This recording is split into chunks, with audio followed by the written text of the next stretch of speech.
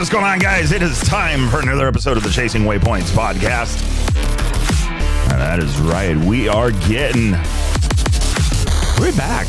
This Monday thing, I think, is going to work out a little bit better. The work schedule has changed now with Sundays, Mondays off, but turn down the party a little bit. Getting pumped this morning. We got a lot going on. Skylar Howes picking up the W at the Silver State. Coffee hasn't kicked in, guys. Silver State 300. Skylar Howes picks up the W aboard the rally team HRC Monster Energy Honda. Congrats to him and the team. It looked absolutely epic out there. One of these days, I will learn how to ride like these guys. One of these days. Maybe I got to go see Edgar over at Sedlak Off-Road School. Do a refresher course with Off-Road Smart. I don't know. Or maybe I should just go ride. Anyway, that is going on right now, or that was going on, but right now, happening right now, is none other than the Nora Mexican 1000 headed south of the border, working their way all the way down.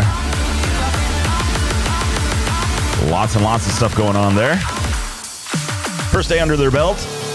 We'll be looking for some more updates on that one. I know Matthew Glade leading the group out on the RMS prototype bike. If you guys don't follow Rally Motor Shop, you should. That thing was pretty rad. Bunch of aluminum tanks, very futuristic, very RoboCop. Wait, can I say that without getting I don't know.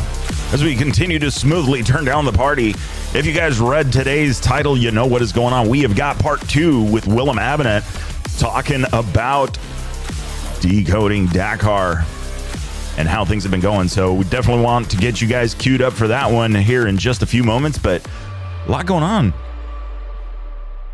Definitely a lot going on. The bike is ready to go. Project 501. I actually topped off the gas and I am ready to go with that thing. Looking forward to it. Getting some riding in. I want to got some flex bars coming from Fast Company. Going to work on converting those over to a Rally Light type setup now that I have the normal stuff that I use dialed in with regular handlebars. I want to try the flex bars, add a little bit more comfort to the bike. I mean, really what I should be doing is just riding the thing, but that is the game plan. That is what is going to be happening.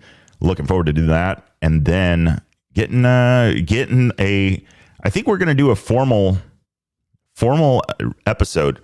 I guess I got to say the episode between the 790 Adventure and the F900 or F850 GS is still one of the most played episodes, which is absolutely crazy. One of the most played episodes of the podcast. And so we've got basically the follow-up coming up to that, because now we have the 790 versus the F900 GS that's going to be coming up. So 790 obviously is not the latest generation bike. The latest generation bike is the 890 and its version.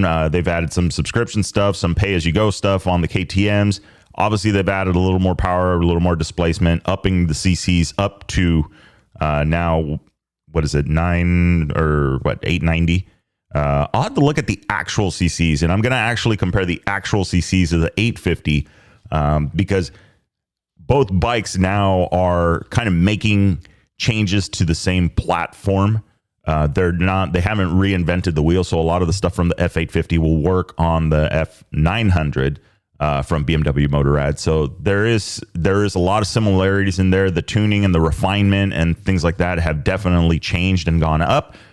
So I'm curious to see how this actually works and how they are going to basically compare. I have both bikes now. I had rented out the 790. It is back. I'm working on getting that back into shape. That was a whole adventure. Maybe we'll do an episode on it once the dust settles on that. But a bit of a how should I say? A little bit of a disappointment. But it is what it is. You can't have an emotional attachment. Which is kind of hard to say about a motorcycle. There's always some emotional attachment with a motorcycle. You got to name them, right? You at very least got to put a name on your motorcycle. What do you name your motorcycle? That's what I want to know. Drop it in the comments. Anyway, so that is what's going on. That is what's coming up. We've got a lot to do here over the next few weeks. We are getting into the riding season, so I do want to get out and ride a bit more. So that way, I could say I also ride. I feel like over the last couple of years, my riding has gone down, and I don't think that's acceptable. I think we need to get back out there. So working with work with Gnarly Dave, maybe do some field trips up to the high desert and just go tool around. Put some miles on the bike, practice, do some things. I want to practice making some more road books, doing that kind of stuff. I've already got an idea for some road books here around San Diego County in more of a adventure-ish type setting. So I'll be setting up the 900 as well with some easy nav equipment just to be able to go out and tool around. So anyway, that is what is going on. That is the update, at least on my side of things. That is enough blabbering from me. Let's get you guys over to the part 2 of the Willem Avenant interview with Decoding Dakar.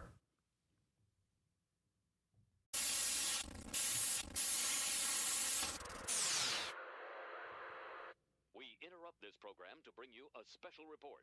Hey guys, what's going on? This is Victor with the Chasing Waypoints podcast. Hey, super quick break in the episode. Let's talk about it. We have got the newsletter. If you have not signed up for that already, get on over to the link in the description.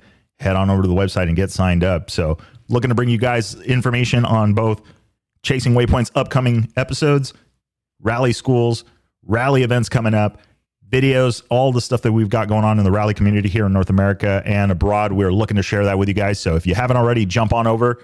Link is in the description. Head on over to the website, get signed up for the newsletter, and let's get back to the episode. The most recent, and probably one of the funnest and a huge accomplishment for myself for actually finishing a road book, not all 4, just a road book, which was my goal. SoCal Rally 2024. Where did you travel from anyway? I think that's going to be the new one is like, okay, where in the world are you now? So for SoCal, I went from Abu Dhabi to New Hampshire. And then I was in New Hampshire for a few days, just like under a week. And then I headed to San Diego. Scotty from the Baja Rally picked me up in San Diego, and we drove to the SoCal location in the desert. And then I was there. So that was crazy. Nice. So a little bit of a little bit of running around. Yeah, totally. Yep. And then, we've back to SoCal, back to the East Coast, and then now I'm headed to Utah to chat to do some work with the Covey guys. So it's up and down. That's what I did. That's what I planned for this year. This is what I put out as to commit this year to rally. Nice. So how did it go? I know you were on a different bike than the RFR. So some few differences there, but tell us about your perspective of the SoCal Rally. Was this, you were there last year? Yeah. I was there last year. Yep. So last year was my first SoCal. I think we should definitely just give Dan and the team a shout out. I think it is an amazing event. I think, there's such a need for events like this where people can come together informally, cheaply, and experience road books. I think Tony Palandrani calls it Fight Club or Rally Fight Club. Mm-hmm. Somebody else called it, the Burning Man of rally, or the Burning Man equivalent of rally. Mm-hmm. It is just an awesome event, and I love it. Like I'm sure my personal goal is to make sure I'm there every single year. Like I loved it. Nice. For me, so maybe for the guys that don't know how it works, SoCal is a effectively underground non-event event. And it is run by Dan Bart and his helpers, which is, you can help me here, Victor, but it's Taylor Birch, Brendan Crow, is it Andrew Palmer? I think it's Andrew Palmer, and was it just 3-4 of them? Yeah, they're a team of 4 guys, right? Mm-hmm. I'm not missing anybody. Yeah. So the 4 of them make new road books every year, which is, again, huge, commendable task. And then you can show up in the desert You don't pay anything, but there's also no backup, no support, and you can ride these road books. And it's a great event for beginners to learn because there's no stress, there's no worries, and there's a ton of people around to help you if you have any questions. This year, I think we were just south of 80 people. The closest town, I don't know, California City, or what was the closest town? I'm actually not sure. Yeah. Boron, I believe. Kramer Junction. Boron. Kramer, yeah. And so there were 5 roadbooks in total. We had a northeast loop, a southeast loop, a northwest loop, and a northeast loop, as well as a calibration loop.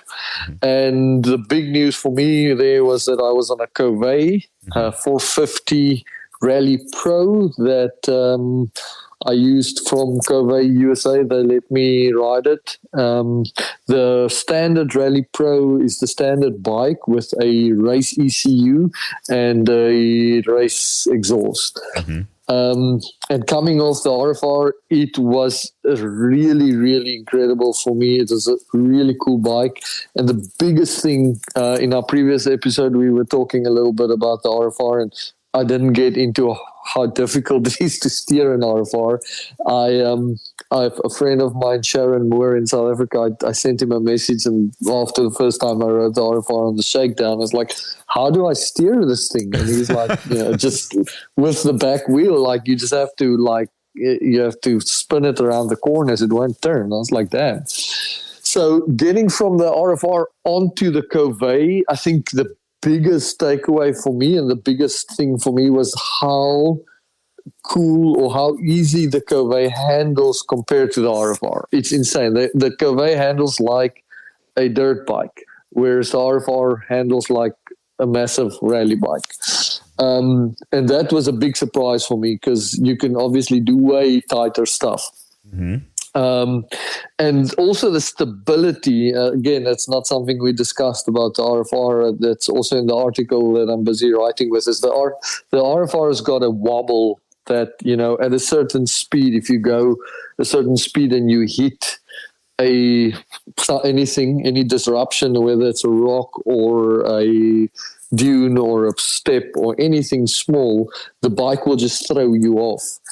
And the theory, at least the running theory, is that if your fuel isn't evenly distributed throughout the bike, which happens because you've got 2 pumps, the front pump and the back pump, then you have the kind of fuel sloshing happening, and that's the theory. Nobody knows for sure that then just throws you off the bike. It's almost like a type of tank slap kind of thing.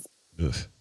And it's happened to a lot of guys. A lot of guys that ride RFRs will attest to it. And I was amazed at the stability of the Covey. It was so stable, and everybody, I think Brendan took it out for a spin, said the same thing. So many people comment on how stable it is.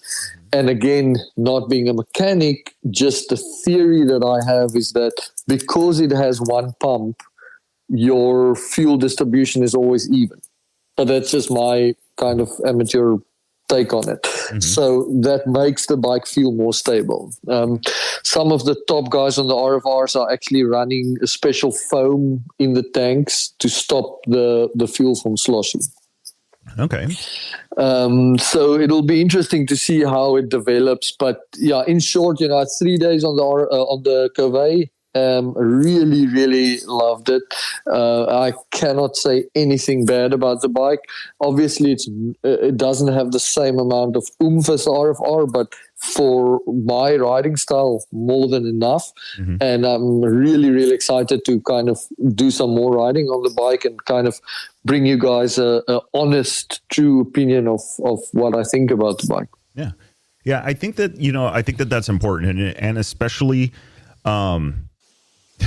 This is gonna, for those playing the home game, there may be a little bit of foul language here, but it's like they say, the opinions are like assholes. Everybody's got one, And and the reason I bring that up is because, man, have I seen some stuff, talking about Coves and, this and that in a negative light. A lot more positive than negative, but the negative comments at this point now seem so standardized. Like everybody watched the same YouTube video and decided to just say the same things. And I'm more inclined to believe guys that have ridden RFRs, that have competed, that have ridden rallies, that have really used the bike for the way it is designed to be used, which is not an enduro bike.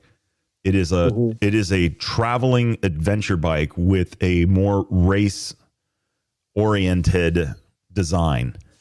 Because if it was an adventure bike, it would probably have been bigger than a 450. It would have carried the same gas. It would have had the stuff to put racks on it and boxes and the espresso maker and, heated gear compatible, all these other things. But it seems like everybody that has raced bikes before, has ridden long distances in the desert, pretty much have the same thing to say. And nobody's saying, oh, the suspension's horrible. Oh, the power is unusable. It's just not there. And nobody that I've heard is actually saying anything like that. That's actually, I've either seen them on the bike or seen posts of them on the bike. So it's been it's good to hear that, it adds another opinion of how they are. And, when Mason says it's good, you think like, oh man, it must be good. But then you think like, yeah, but also Mason is a really good rider. He makes everything look, and not saying this, but you're the more opinions you get on the way the bike handles from more average riders and people that are more of us, then I think that it's not proven to be a bad bike. No, look, going back to Abu Dhabi, there were two in the Abu Dhabi Desert Challenge. And I mean, I abused the bike, not in a bad way, but I mean, I rode the hell out of the bike, and you have to get up those dunes. And I got up some of those massive dunes just thinking in the back of my mind, and now this is full disclosure, this is before I have ever ridden a Cove, just thinking that no other bike than an RFR is going to get up this dune. Like, that's what I was thinking in my mind. Maybe a little bit in the back of my mind that Cove is not going to make it. Like, that's what I was thinking in the middle of the desert in Abu Dhabi. And out of the two Coves that entered, both of them finished, and I think the one finished 7th or at least top 10, but I think 7th. So that tells the story without me having to say anything. That's it. That's the reality of it. And you mentioned the suspension. I don't know. I've heard some people say they don't like the suspension. Out the box, the suspension I thought was great. Like I couldn't complain about it. It was pretty good for me, for my style of riding. Yeah, I think, and again, that's the thing is like, who are the people that, say that, and what is their riding style? And, the people that are going to agree, like if I agree with you, right? So I did a quick up and down with yours. And then I also did the one with, I also rode Russ's really quick, Rally Russ on Instagram. And I noticed right off the bat, I'm like, okay, this has a little bit plusher, more. It's a little bit softer, not harsh.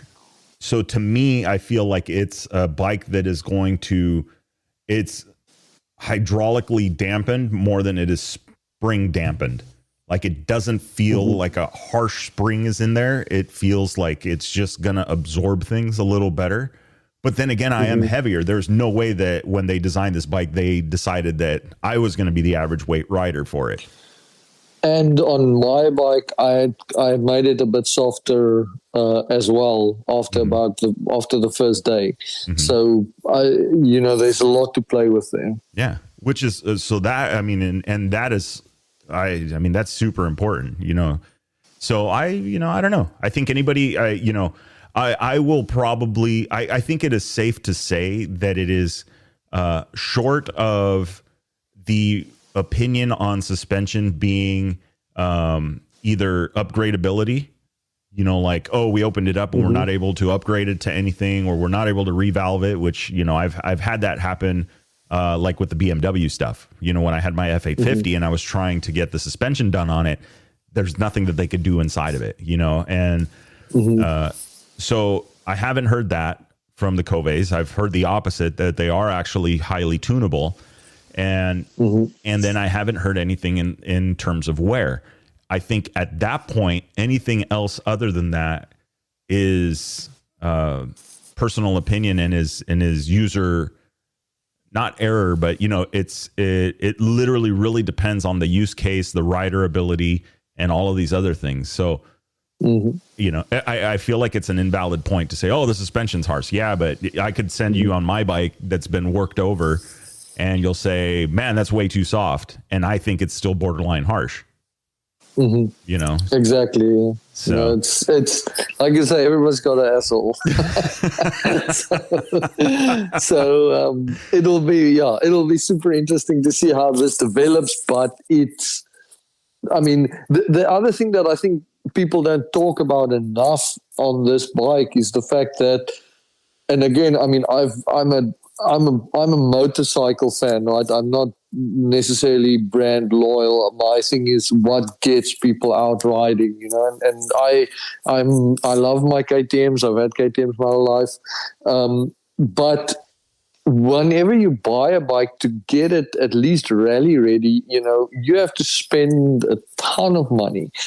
And like right now, there's these issues with the new 24 models where the pickup is not properly placed, or not easily placed for the bigger tank. And that's, if you can find a bigger tank and all of that. So the thing that blows me away with the Coveys, and that I think people should keep in mind, is that when you buy this bike, you have to do nothing to it. It comes ready to. It's almost like the old KTM slogan, "Ready to race," but it's pretty much that.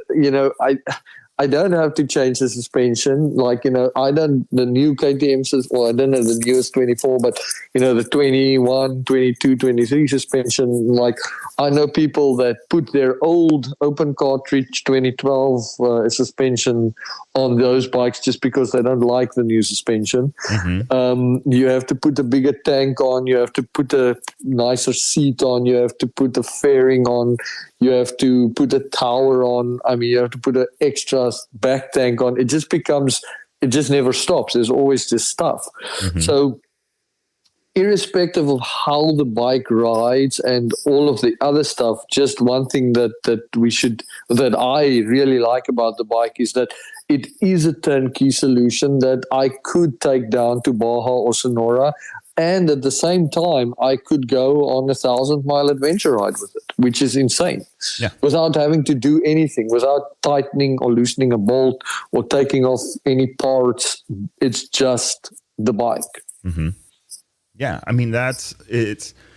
You're right. And we opened the show, or our conversation. We were talking a little bit about that, and I'm looking at it, going, okay, well, where do I go? It's like, well, if I want to do a little bit more adventure riding, and I'm literally on the Covey USA website, and, I'm thinking like, okay, well, I could find a used 690, 701 and kind of go that route. And a fairing, a this, or that, or the other. But you're right. Not a new bike, still a little bit heavier, and there's still things that have to be done to it. Where in this case, it's like, break it in, change the oil, and then go ride it more. Exactly. Yeah, purchase gasoline. Got it. But I think we're getting a bit sidetracked with Covey. I think we'll talk so much about it. I think, again, once I've spent some time with the guys, we can definitely dedicate a show to it.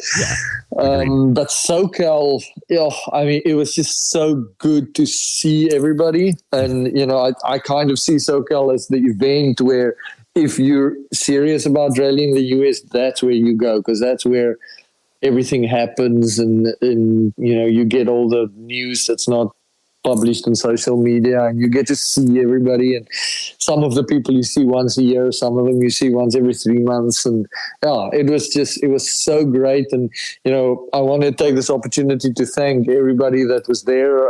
SoCal sells T-shirts every year, and they've helped a lot of people get to Dakar. I know that they supported Mason a few years ago. Funny fact is that, or not funny fact, interesting fact is that I believe Mo Hard did his first ever road book at SoCal. Yep. So SoCal has kind of woven itself into American Dakar history. So this year, they donated all of their T-shirt sales to Decoding Dakar, which I'm extremely humbled by and really, really grateful for. So anybody that bought a T-shirt for SoCal, thank you so much. You guys directly supported me, and I'm definitely going to do whatever I can to, give back to SoCal as far as share my experiences with anybody that is thinking of going on this journey, and that's the whole reason Decoding Dakar is happening, is exactly to support stuff such as SoCal and riders that are at SoCal. So thanks for everybody that contributed and that was there. I really appreciate it. Yeah, it was a really good time. It was kind of seeing everybody and hanging around, and it was like a treasure hunt. Every time you turned around, there was somebody who was like, "Oh no, I've been here all weekend," and you're like, "Well, where?" I will say the bivouac was super stretched out this year, and some people were clever enough to have bicycles and little e-bikes, but it did feel a little bit like, it gives you an idea of what it would be like to do a Dakar, because we were so spread out that if you walk from the one end to the bivouac to the other, it would take a while, and then you see so many people on the way there. Like, it took me on average 45 minutes to get from end to end, because as you walk, you have to talk to people. Yeah, exactly. You haven't seen them. Like, oh, how's it going? Yeah. Oh, you're here. What brings you? Yeah. There was one instance, I think, where I told you, I'll see you in 5 minutes, and you're like, Willem, where are you? I was like, no, I'm coming. I know that is true. It was one of those things. You just start walking, and next thing you know, you're running into everybody, but it was good, and I think that's what makes it fun, And I agree. I think I said it about the that it's basically it's our Burning Man. Exactly. Yeah. And I think that is I think that is a true representation of it. That everybody is it's just getting along, goes out there, decides to meet up, and and go out and have fun. So I think that, and I think it is great to see I don't want to call it, let's call it first timers, or at least people that experience their road books in SoCal, and then you start seeing their names on entry lists of rallies. To me, that's amazing. That's like, wow, okay, this is why this is such a special event. Yep. Yeah, I and I agree. I think that is something that we we need more of. It's smaller events that are a couple of days long. We've talked about this. I've talked about it with Gnarly Dave. I've talked about it with you and a lot of people. It's like, we already know, the Baja Rally, the Sonora Rally, are world-class competitive events, right? They're an organized event that you can go and race a rally at here in North America. You have the Kota Rally as well. You have the Battleborn Rally, which is coming. And you have these events, but it's like you have to, at some point, you got to start somewhere. And I really don't think that starting point is a 5-day rally. No, and especially if you're spending money. I think that's the thing is the moment you make that. And look, it's not to say that, and it very much ties into the concept that we spoke on the first Decoding Dakar, as far as I'm sure there's people that can go and do Dakar just off the bat, and yes, I'm sure that there are thousands of motorcyclists that can enter a 5-day rally and finish. That's not a question, but the point is to enjoy it and to get the absolute most out of a 5-day rally.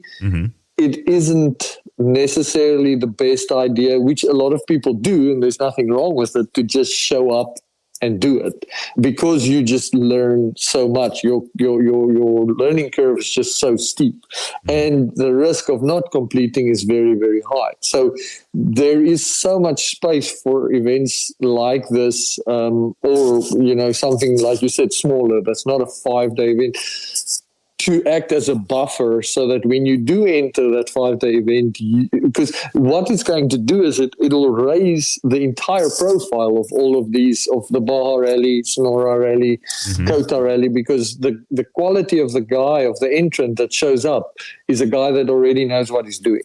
Yes. So in theory, we will actually lift up the standard of rally in the US by having more of these little events. Yeah. Yeah, I 100% agree, and that's why it's so, it's so important, because now, and you think about it, right? I mean, there's a lot of it that goes into it. When you and I have seen it. We've done tracking. We've worked in the bivouac together. We've worked in the peace control together, and there's resources. There's things that go on that require your attention, and a lot of those can be related to newcomers. Not understanding a portion of the road book, or, something along those lines, like it's been said, right, that a road book is only as strong as its weakest note, because the weakest note is what gets people lost. And then the rest of the string just doesn't work. It's chain. And so not to discourage newcomers, but man, how frustrating is that if that note, that one road book that had that 1 week note out of hundreds of them, and it happens to be on the first day, it ruins your rally. You're mentally done. You don't want to ride the next day. But if you've got a quick 2-day event, it's like, all right, well, this isn't as bad as I thought, or, okay, I see the frustration here. Let me figure out how I went wrong and all that stuff. And really thinking about it, it just got done happening. The Sonora Rally School just went off, and that is a 2-day event. You can go, it's got a shorter road book on one day, a little bit longer road book on the next day. Dunes, you got to ride that area of Sonora, and it's a good primer. So for maybe people practicing, and for people that are interested in getting into it, the price of admission isn't bad. It's less than a full-on rally, but if you did that and then you did Baja Rally School, and I think Sonora does it twice a year. I believe Baja Rally does it once or twice a year. Well, now you got 4 mini rallies that you could do. Yeah, well, exactly. And then on top of that, we've got, with it being a Decoding Dakar year for me, and because of the fact that I've also kind of identified a need for exactly what we were talking about, is that I'm having several road books camps. I don't know if I want to call it a school, but the road book events all over the country throughout the year, with the express idea of newcomers. Like, obviously, if you're a rally rider and you want to ride a road book, you're going to enjoy the road book. But the point of these events it's taking it back to the complete basics, and it's road book schools for people that want to literally just experience riding a road book, so that they can be like, okay, I want to do one of these events. And we have the 2 that we have in Colorado with School of Moto are actually sold out in May. We have one in June with the Borel Royale in Fort McMurray in Alberta. So for the Canadians that's listening, I'm learning now how hard it is to navigate the Canadian airway system, because there's not that many flights. To get to Fort McMurray that'll be a separate discussion.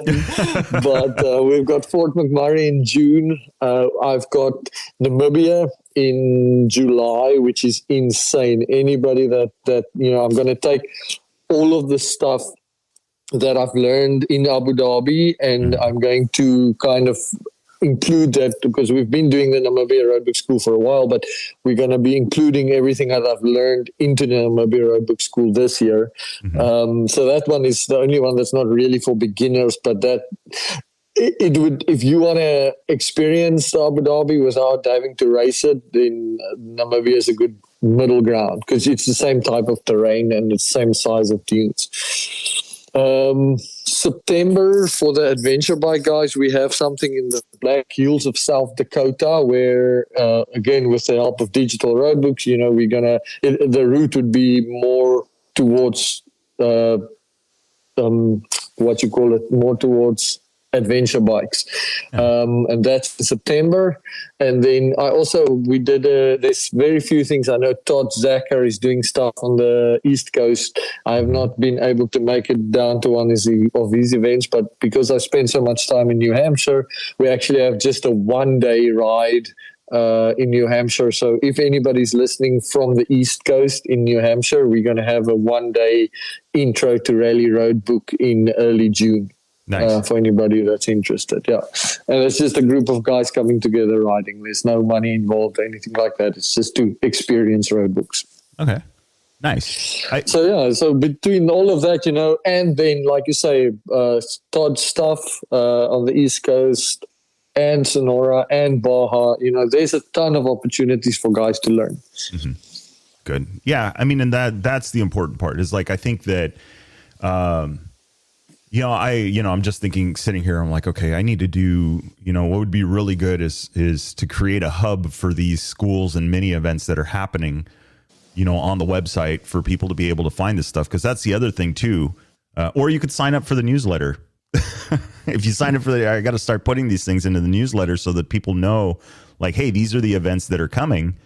And this could be even, thinking about it, right. Even if you just wanted to go like, thinking about getting into it, you haven't pulled the trigger on getting a tablet or getting any road book stuff or not done anything, but you maybe ridden dirt bikes or thinking about getting into it. Even if you knew that this school was going to be going on or this class was going to be going on, it may be something to maybe come in and talk to a couple people, maybe get some experience. Because overall, I feel like the rally community is very much like welcoming and like, yeah, just do it, just get it done. Like very motivating, right? There's no ego of like, oh, you're not, no elitist ego that I think that's what makes us the sport so special is that we are so inclusive, and because we're such a small niche group of people doing it, we actively encourage people to get involved and to come and join us because we want to grow it.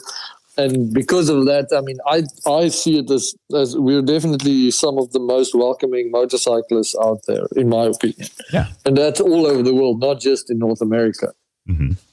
No, I agree. I think we are the we are the most welcoming group as far as that goes. It's I don't know. I mean, you see it. I mean, if I've said it and haven't said it in a while, but go hang out in a bivouac for a week.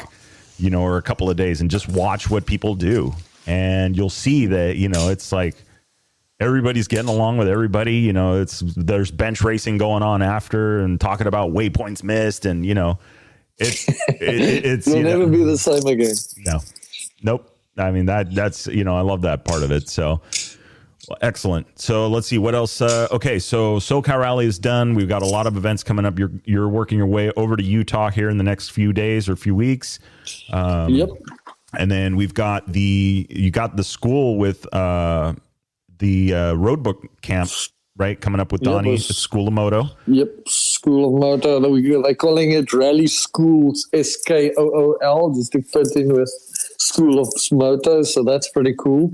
And yeah, there's a very, very cool energy there because we'll be like working hand in hand with School of Moto.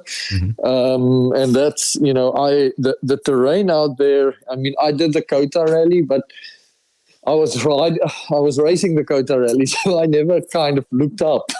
And when I went out there to make the road books, I was just blown away by the Colorado terrain, and Tony was like, "What are you talking about? You've been here before." I'm like, "Not like this, like not being able to stop and see." And yeah, so, Colorado to me is like as a newcomer to the US or as a foreigner, it just for motorcycling, it's amazing. It really is an exciting place to ride. Yeah. Yeah, I'm looking for one of these days. Once I can start making some income where I can have some days off, then I'll be riding around everywhere. Definitely. No, that's and that's the thing. This is such a great country to make road books. I mean, I know so many people are busy making road books, and in that vein, there's a lot of developments, and so it's like the sport is it's never been this healthy. There's never been as many people getting into it, so it's an exciting time, like to be in rally in North America, I think. Yeah, I think so too. And I mean, and then just the 1 year difference between SoCal Rally to SoCal Rally. Insane, isn't it? It was like, I think we were like 20 people there last year, and now it's like 80. I mean, it was insane. Yeah. Yep, I 100% agree. So awesome. All right, Willem. Well, safe travels, and we're going to be checking in with you again soon. We've got we've got a lot to cover. Probably a conversation on Covey and and then the rally schools and how that goes. So I think that will be interesting. Yes. No, listen, I will do my absolute level best to stay in touch with you guys. Please, if there's any specific things that anybody wants to know, wants to see, or want us to cover, make sure to let Victor know so that we can bring you the relevant information and the content, so that we don't just talk ourselves blue and not talk about the stuff you guys want to hear. Yeah. So let us know, and I'm super excited to let you know how everything is developing. There's going to be a lot. The big thing that's coming up regarding Decoding Dakar is that Dakar entries actually open in May. So middle May, I'll shoot you a message once I've actually clicked send on the application. Right now, I'm busy with my presentation file for them, which is quite the story.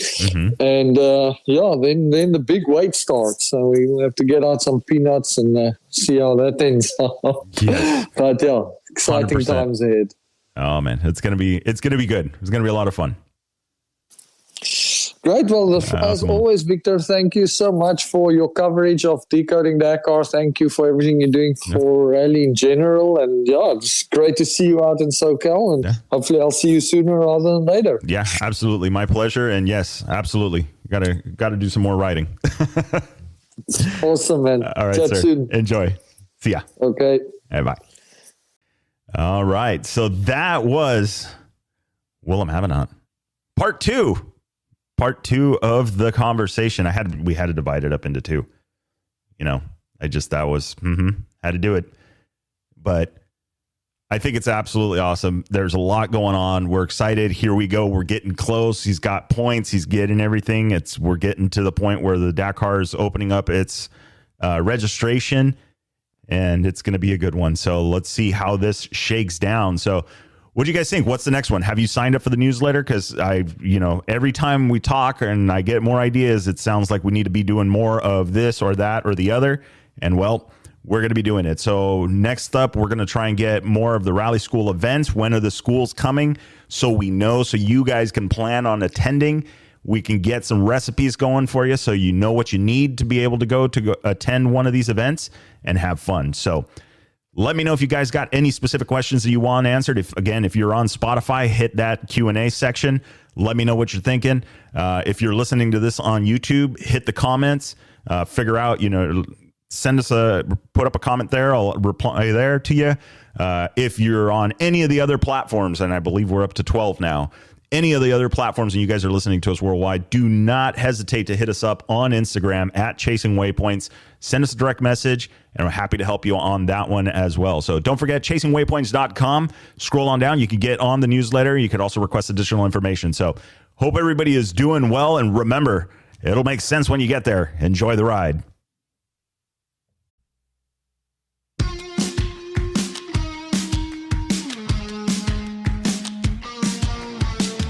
All right, that is a wrap for the Chasing Waypoints podcast. Hope you guys enjoyed the show.